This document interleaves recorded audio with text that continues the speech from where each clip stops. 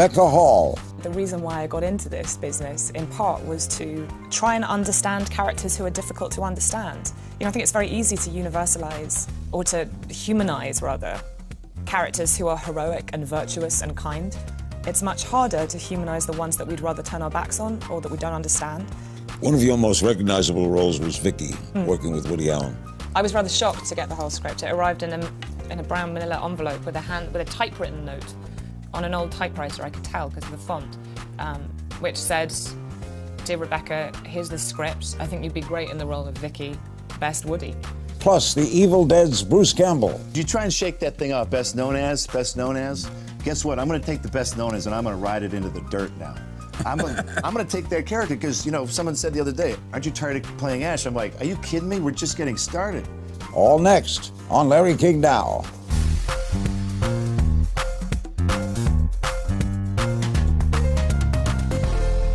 Welcome to Larry King Now. Our guest is Rebecca Hall, the Golden Globe and BAFTA-nominated actress. Rebecca is known for powerful performances in films like Woody Allen's Vicky Cristina Barcelona, The Town, and The Prestige, just to name a few. She returns to the big screen in the widely talked about film Christine, documents the story of Christine Chubbuck, the news reporter who tragically committed suicide on the air in the 1970s. Christine is in theaters October 14th. Later in the show, we'll be joined by actor Bruce Campbell. How did this script come to you? It came to me in the way that scripts come to me. I got the script and I got a cover letter that my agency had written with a sort of 5-line synopsis of what the film was. And you can imagine what the 5-line synopsis of this film is. It's fairly reductive and quite shocking.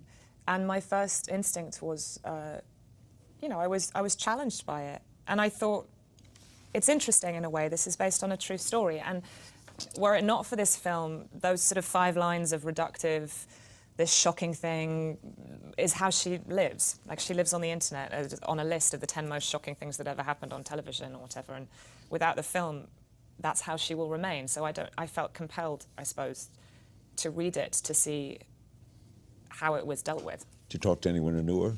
I did not, no. A lot of them are not around anymore. There are some that are. And the filmmakers, the writer and the director, didn't want me to. The writer talked to her friends and co-workers. The film focuses very much on her work life, actually. And that's an important fact. And also the film was really written by Craig Shilowich as in part as an exploration of his own experiences with mental health issues. He had a long period of depression in his 20s. And he was researching something else when he came across the Christine Chubbuck story on the internet. And he had this, sort of profound connection with it, because he looked at it and he thought, imagine if I had been in that state that I was in, but if I'd been a woman, and imagine if I'd been a woman in the 70s, and imagine if I'd had my work, which is the thing that helped me out of that depression, along with medication and many other things. Imagine if I'd had that taken away from me, would I have made it? How did you prepare for that? The frightening truth about this story is there is a sort of universality to it, because we all know, I don't think there's anyone that doesn't know what it's like to feel stymied at work, what it's like to get depressed from time to time, what it's like to feel unloved. But what's really difficult for us all to come to terms with is the fact that were it not for essentially arbitrary circumstances of gender, time and place, social context, and brain chemistry, frankly, we might all go over the edge. Not in this particular sort of violent, you could say political way that she did, but we might all. And that, I suppose that was the connect for me, is that, yes, I know people who have suffered from mental health issues, but also I felt I related to it on some level. Did she have family? Yes, she did. She had, the way that Craig Shilowich chose to portray it was just to include her mother. And like I say, it concentrates mostly on the work aspect. Was the shooting taped? It was. It was indeed taped. Did you see it? No. It is, as far as I know, been destroyed. It went into the hands of the family, rightly so, and it is my belief that they destroyed it. We don't know for sure, but I think any sort of delving into this is I find it to be macabre from my perspective. I don't want to see it. I don't think it's my right to see it, and that's not what the film's about. The film's about someone who is desperately trying to live and fails, and the grief and sadness of that. You've done big budget films. You've done all types of films. What's it like to play one like this? This is a tiny film made on a shoestring and made by people who really care about the subject matter and feel the importance of it. For me, that's, you know, not to, without wanting to sound grand about it, the reason why I got into this business, in part, was to try and understand characters who are difficult to understand. You know, I think it's very easy to universalize, or to humanize, rather, characters who are heroic and virtuous and kind. It's much harder to humanize the ones that we'd rather turn our backs on or that we don't understand. You know, what gets a person to commit an act of violence, either to themselves or to anyone else for that matter? We can't, as a society, put them into the box of freaks and evil and all the rest of it. I don't think that's very helpful to society. So my feeling is the more you can humanize these characters, the better. It's not often, as a lady, that you get a chance to do that. Here's a clip from Christine. Frank Delmonico, Miami Action 6, got an 8 with this. An 8. He beat out reruns of All in the Family. Got a 7.6. What, you're reading the numbers now? I always read the numbers. It's called rounding up. Michael, why do I have to be here for this? I do sports. This is a team meeting. It's a simple concept, guys. If it bleeds, it leads. There's a reason this idea is catching fire in the culture right now. But they didn't show that, Mike. They cut out just before. If they'd had the guts to show the whole thing, they could have doubled their rating. There aren't sniper standoffs in Sarasota. We're not Miami. Also, if it bleeds, it leads is not some concept, Mike. It's a catchphrase that you picked up at a conference in Cleveland last month. Chubbuck, this is not debate club. Well, this is a joke. This sort of thing, it'll make us a joke. I'm really anxious to see this. One, knowing you now and liking your performances. Thank you. It's good. I'm so proud of it. I really am. One of your most recognizable roles was Vicky, working with Woody Allen. Is it true when actors, I've been told this, work for Woody Allen, all they see is their part of the script? They don't see the rest of the story, because they don't know what's happening in the rest of the story. Yeah, I think it's true often. I've heard this as well. It didn't happen to me. I got the whole script. I was rather shocked to get the whole script. It arrived in a brown manila envelope with a typewritten note on an old typewriter. I could tell because of the font, which said, "Dear Rebecca, here's the script. I think you'd be great in the role of Vicky. Best, Woody." And I was like, oh, that doesn't happen So I every day. understand why he wants the actors to read only. No, I do because too. They don't but know the other scenes. Yeah, absolutely. But I think, you know, I was in quite a lot of that film, so I suppose he let me read all of it. What was it like to work for him? I had a really, really wonderful time with him. You know, a lot of actors talk about the fact that he can be quite hands-off, and I think that is true. But I think, in my experience, some of the best directors are hands-off when they trust that they've cast correctly, and they allow you to do your job. I mean, you definitely don't get the sense on a Woody Allen set that he doesn't know what he's doing, or he's not speaking to you because he's, you know, he will speak to you if he's unhappy, and he definitely makes it quite clear what the tone of the scene is. And I mean, you never watch a Woody Allen film and don't notice how all the actors know they're in a Woody Allen film. After the break, we'll discuss Rebecca's performance roots and what's next for this acclaimed actress. Rebecca Hall and Christine will open October 14th. We'll be right back. We're back with Rebecca Hall. Christine opens October 14th. Can't wait to see this. You grew up in a theatrical home, right? I did, but my mum's American. She's from Michigan. Yeah. And your father started the Royal Shakespeare Theatre Company? That is true. He founded the Royal Shakespeare Company, yes. So they were not unhappy that you went into theatre? They definitely weren't. They have always been nothing but supportive and realistic, I would say. I think, you know, they didn't encourage me or discourage me, if you see what I mean. I felt supported in my choices, but not pushed. How did you get the town? Fairly straightforward. I had to fly. No, I'll tell you how I got the town. I had to fly myself to New York to meet Ben Affleck, who wanted to meet me. I didn't have the job. He just wanted to meet and do a read and audition, essentially. But I couldn't afford at the time to fly myself to New York, and so my agent flew me over, and for which I'm forever grateful to her. On her dime? On her dime. I hope I've paid her back. I think I've paid her back. We have to ask, given your British roots, do you watch The Great British Bake Off? I've interviewed her.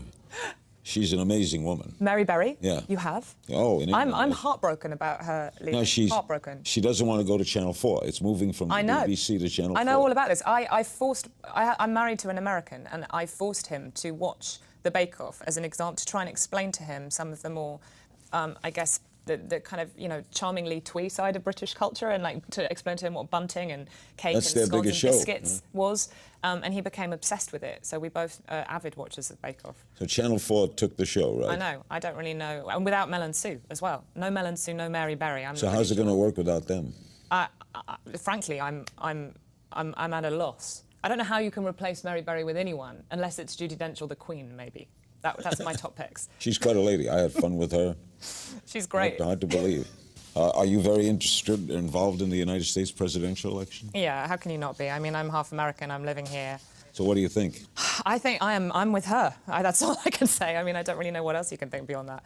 We're going to play a little game of If You Only Knew. Okay. Who was your childhood celebrity crush? My childhood celebrity crush was weirdly Robert Mitchum. Robert Mitchum was a great actor. Yeah, he was a great actor, and I Low-key. found him to be, when I was, I don't know, I loved old movies when I was a kid growing up. I didn't watch a lot of television, but my parents had an incredible VHS collection. That was the days of VHS. And I watched all the old movies that they'd recorded off the television. And Robert Mitchum, I found him fascinating. Funniest fan encounter? I once met a really sweet person who I'm not entirely sure believed I'd grown up. He I think he was a fan of mine from when I was a 9-year-old in a TV show, because he gave me a teddy bear. But it was... Movie that made you want to be an actor? All About Eve. Funnily enough, not because of Eve, but because of Betty Davis, because of Margot Channing. I loved her with the cold cream backstage and having that whole dialogue about acting. Guilty pleasure? Well, you know, pleasure's a pleasure. There's no guilt. There's no such thing. Yeah, good point. Is there a moment you knew you'd made it? No. If you weren't an actor, what would you be? I'd be a painter or a writer or a musician. Characteristic you value most in others? Tolerance. And what do you value most in yourself? Tolerance. Biggest misconception about Hollywood? That everyone who acts in movies lives in Hollywood. People always say, you're in a Hollywood movie, or this Hollywood that. I'm like, I made it in New York. I live in New York. It's very strange to me. Who would you trade places with for a day? Oh, I don't know. That's a tough one. If it's only for one day, I don't know. Donald Trump, say I quit, come back. Good. Best piece of advice you ever got? Best piece of advice I ever got was from my father. He said, about acting, he said to me once, don't ever be afraid to play crazy people, because you have so much humanity, it's never going to be a problem. Don't be frightened to play unlikable. Great pleasure meeting you. And you, thank you so much. Christine opens October 14th. Our guest has been Rebecca Hall. Be sure to see Christine. It'll hit theaters, as we said, October 14th. And when we return, I'll be joined by Bruce Campbell. Don't click away. Welcome back to Larry King Now. Joining me now is cult film and television icon Bruce Campbell, who starred in movies like the Spider-Man trilogy and, well, as TV shows like Xena, Warrior Princess, and more recently, Burn Notice, which was hysterical. He is most known, however, for his role of Ash Williams in the hit horror film franchise The Evil Dead, which has now been adopted into a TV series for the Starz network called Ash vs. Evil Dead. What attracted you to this project, Bruce? Loss of memory. I think, you know, my wife accuses me of never remembering any of the bad stuff. She goes, you only remember the good stuff. So I'm like, yeah, let's do some more Evil Dead. She's like, yeah, really? Really? There's a lot of pressure from fans over the years. But we haven't made many of these movies. We made one in the 70s, one in the 80s, one in the 90s. We do them like every decade. So it wasn't like this was a franchise. But there was something about this idiot Ash, who's a normal guy, has no skills, is trying to save the world, essentially. So there's a lot of pressure to do another one. And Sam Raimi makes these big movies now. He did the Spider-Man movies, you know? Evil Dead was a little $350,000 movie. Are we going to make a $100 million Evil Dead movie? That thing's going to die on the slab. So Sam was prepared to maybe think about another movie, but then Rob Tappert, our other partner, he had just done Spartacus with Starz. They were a good partner. And Starz is pretty hands-off. Like, the subject matter, you can kind of do whatever. It's premium cable. So we have no content restrictions. And the Evil Dead movies, the first two movies had no rating. These were bloodfest, you know. So the environment needed to be where you were unrestricted for one. If we did another movie, they'd put an R rating on it. They would have to have an R rating, which means... So you've got a hit TV now in its second year, right? Yeah, so we found a partner at Starz, no restrictions. And for fans, they get more material. You know, you make a movie every 10 years, it's only an hour and a half. And you shoot them in New Zealand. Auckland, New Zealand. Why? There's favorable aspects. There's the exchange rate just for starters. Producers will always factor that in. They have unions there, but they're different pay scales, different rates, different restrictions. And I don't know, it wound up being a group of very talented people there. It's a small crew base, but these people did King Kong, Avatar, Lord of the Rings, Xena, Hercules. You ask them to make a special prop, they're like, yeah, you know, what do you need? So you don't go back and forth, you shoot all the episodes there and then come back? Yeah, we do them all in one big chunk. And I love the way they work, because the Kiwis, they really work hard, but you have to go to them and ask for overtime. And the heads of each department will get together and they'll come back and go, oh, nah, we're all right. And they can decline. Oh, that's great, Isn't that great? It's because they want to go get on their boat. Here's a clip from Ash versus Evil Dead.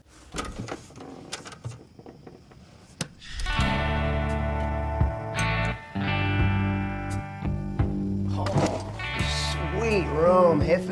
Yep. A lot of good memories in here. And there. It looks like it hasn't changed in... 30 years, that's right. When I left this place back then, I left behind everyone and everything I ever knew. Poor fella. Guess he didn't have the heart to carry on without me. Or the food. I gotta admit, the show is hypnotic. If you watch it, you gotta keep, because it's funny, right? How long is this gonna last? I think I got about 5 years in me. Other than that, Ash is gonna be in a wheelchair. You know, you hurt yourself doing all this stuff. All right, why is it successful? I feel that there's a connection of Ash is just like you or me. He has no skills whatsoever. We got a note from the network once. Ash is mishandling a gun. He's taking a shotgun and he's swinging it in front of people's faces. And we're like, yeah, he never went to the military. He doesn't know any of that crap. So he would go, you, and he's got the gun at you. Guard the door over there, and you. It's just the way he is. So I think people watching it, he's not Superman. He doesn't wear spandex of any kind. He's just a guy who works at Value Stop, and he's kind of a crappy employee. He has no super skills, and I think that people watching it are like, that's my guy. And young people dig it, right? We have another generation that started. We've had fathers introduce their children to me that they had nothing in common. They couldn't bond at all except these movies full of carnage and mayhem. How far back do you and Sam Raimi go? About 1975. We met in drama class because I dropped typing. It was the smartest thing I ever did. I got in high school. And I never dropped a class. I didn't even know where the counseling office was. Where was this? Wiley E. Groves High School in suburban Detroit. So I'm in this typing class going, how come everyone around me knows how to type? How is this possible? I don't know what I'm doing. I went to the counselor. I said, can I drop this class? They're like, yeah. What do you want? I went something like fun, creative. They went radio speech. How's that? Let's do radio speech. Sam was in the same class. So we would do morning announcements together. We would play music for the study halls. And that's how we got to know each other. I found out he made little movies in his neighborhood. I made little movies in my neighborhood. So we sort of joined equipment and forces. And in high school, we met other guys who did the same thing. So it was quite an industry in high school. We didn't really party that much, but we would film a party and then make some dumb plot around it. Look what happened to you guys. Big Stooges fans. We're all Big Stooges fans. What is Sam's great talent? Oh, he read the cinematographer's manual before he made the first Evil Dead. He's like, I want to know how a camera works, inside and out. So when I ask for a lens, I want to know lenses. He wanted to know all the specific stuff about the technical side of filmmaking. And most directors, they're like, we'll let the camera guy figure that out. Sam's like, no, I'm going to figure that out. So that he could make the camera really... Sam does more crazy things with the camera than anybody I've ever seen. We had days on the original Evil Dead, it took 12 hours to shoot one shot because it's some cockamamie thing that he came up with that we had no money to do, but we had time. So it was like the work project. What has this project done for Bruce Campbell? Has it typecast you now? No, now I have a whole different mentality. Because you try and shake that thing up, best known as. Guess what? I'm going to take the best known as and I'm going to ride it into the dirt now. I'm going to take that character because, you know, someone said the other day, aren't you tired of playing Ash? I'm like, are you kidding me? We're just getting started. Ash never had dialogue before. He screamed a lot, ran around and bashed things on his head, and, you know, his hand gets possessed. He cuts it off with a chainsaw. Weird things happen. But now he has to speak. He has to be a leader. We have other characters we've introduced. And in television, you know, you have time to do that. You have time to crack open that nut and see who that two-dimensional guy is. So this season, Ash goes back to his hometown. When we come back, Bruce will take your fan questions. Don't click away. We're back with Bruce Campbell, Ash versus Evil Dead, the season 2. Season 2 just aired. Do you like science fiction, by the way? Are you a fan of this genre? I like what it can do to an audience. Like a horror film is one of the few genres that can get an audience actually viscerally interested and verbally interested. It's manipulated. Watching Evil Dead on 42nd Street in New York was just awesome. People shouting, "Don't go in there!" I mean, it was a whole back and forth between them. And then something would happen and they'd scream and then they would swear. They'd swear at the screen. So the interactive is nice. The comedy is the only other type. Your horror films are different, right? What do you call them? We call them splatstick. It's horror and comedy. We were all fans of the Stooges. We wanted to make a first horror film, the first Evil Dead. We thought, let's play it straight. This is a serious situation, but we were very inexperienced actors saying lousy dialogue. That can come across pretty funny sometimes. So it's sort of like a failed melodrama. The second one, we didn't want to make the same thing over again. The guy who co-wrote it, Scott Spiegel, could quote every Three Stooges episode. So we introduced a little humor, and then we enjoyed that more. It made our life more fun. Have you become kind of a cult hero? People know you? That would be the association that I get, the cult hero, yeah. Someone called me the Gregory Peck of B movies. I like that. I accept that. And I wear the B movie badge. You're a great-looking guy. You got a lot of talent. Well, I don't mind B movies. They tell weirder stories. You can kill your lead guy at the end of the movies. He also used to call him the genre, that dark second feature. Yeah. Robert Mitchum. Yeah. Yeah, that's right. But, you know, horror has come out of the shadows, literally. And we can thank shows like Walking Dead for that. When you get 12, 14 million viewers, that's not a cult following anymore. No, you're right. And so, you know, our Evil Dead, Germany just became unbanned a month ago from the original Evil Band. Just became unbanned in Germany. We were banned in 6 countries at the time. Some fan questions. Kareem Shimi on Twitter. What's the hardest thing about playing Ash? Just the physicality.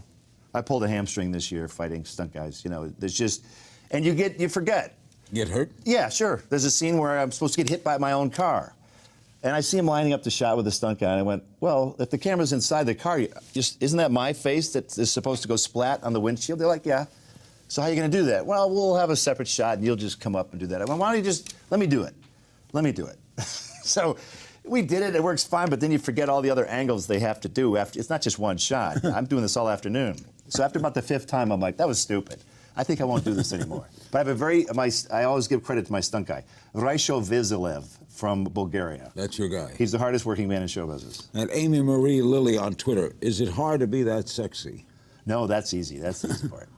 At Catastrophe 101 on Twitter. Will Ash forever be the quintessential bachelor, or will we see a love interest in the future? Never say never. Even dysfunctional idiots can get girlfriends.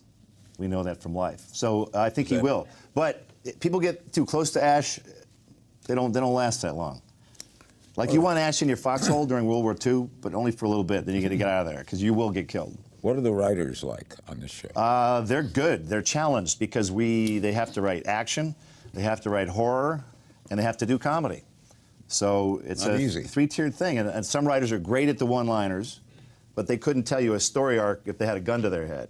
And other guys are great at that, but suck at dialogue. Springwaves45 on Twitter. Are there any foods you can't eat after you completed a gory scene on Evil Dead? No, because I know how fake it is. You know, I really tried to train my children, too, about when they watch a Disney show. Like I said, you know, they didn't kill that horse. They just made that horse sleep. My daughter was like, okay. Then later they showed a pirate, like, lying dead on the beach, and she goes, Daddy, I know that they just made that actor sleep. They didn't really kill him. I'm like, close enough. You know, so they just, as long as anybody's kids know the difference, they'll be fine. What scares you? Ignorance. What movie scared you in your life? Psycho scare you? There's a weird Roman Polanski movie called The Tenant. I saw it in college. It makes you think you're going crazy. And it messes with your head. It's not creatures jumping out. It's not drippy monsters. There's no blood in it. But that thing stuck with me for weeks afterward because it was so twisted and subtle. Those are the best kinds. Like The Sixth Sense was a great movie. You thought you were watching one movie, and by the end you were like, what was that? That's clever filmmaking. Shelter Island, too.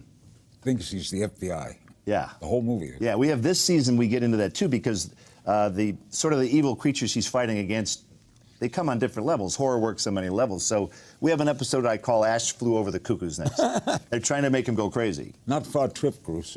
Yeah. Great seeing you, man. Thank you. Big thanks to my guest, Bruce Campbell, and earlier to Rebecca Hall. Be sure to see Bruce in Ash vs. Evil Dead, currently in its second season on Stars. As always, you can find me on Twitter at King's Things. See you next time.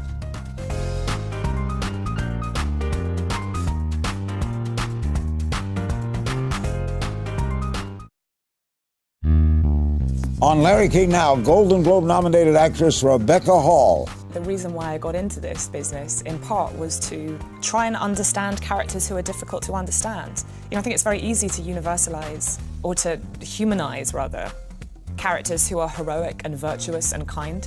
It's much harder to humanize the ones that we'd rather turn our backs on or that we don't understand. One of your most recognizable roles was Vicky, working with Woody Allen. I was rather shocked to get the whole script. It arrived in a brown manila envelope with a typewritten note on an old typewriter, I could tell because of the font, which said, "Dear Rebecca, here's the script. I think you'd be great in the role of Vicky. Best Woody." Plus, The Evil Dead's Bruce Campbell. You try and shake that thing up, best known as. Guess what? I'm going to take the best known as and I'm going to ride it into the dirt now. I'm going to take their character because, someone said the other day, aren't you tired of playing Ash? I'm like, are you kidding me? We're just getting started. All next on Larry King Now.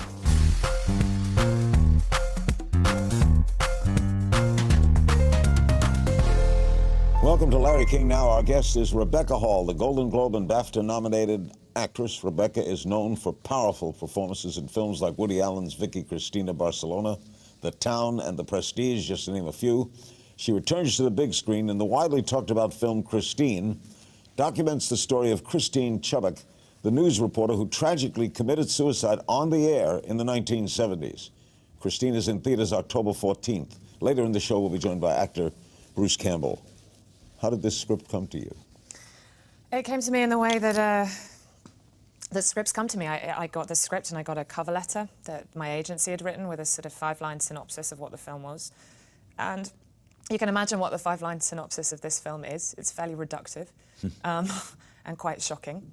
And my first instinct was, I was challenged by it. And I thought, it's interesting in a way. This is based on a true story. And were it not for this film, those sort of 5 lines of reductive, this shocking thing is how she lives. Like, she lives on the internet on a list of the 10 most shocking things that ever happened on television or whatever. And without the film, that's how she will remain. So I felt compelled, I suppose, to read it to see how it was dealt with. Did you talk to anyone who knew her? I did not, no. A lot of them are not around anymore. There are some that are. And the filmmakers, the writer and the director, didn't want me to. The writer talked to her friends and co-workers. The film focuses very much on her work life, actually. And that's an important fact. And also the film was really written by Craig Shilowich as in part as an exploration of his own experiences with mental health issues. He had a long period of depression in his 20s. And he was researching something else when he came across the Christine Chubbuck story on the internet. And he had this, sort of profound connection with it, because he looked at it and he thought, imagine if I had been in that state that I was in, but if I'd been a woman, and imagine if I'd been a woman in the 70s, and imagine if I'd had my work, which is the thing that helped me out of that depression, along with medication and many other things, imagine if I'd had that taken away from me, would I have made it?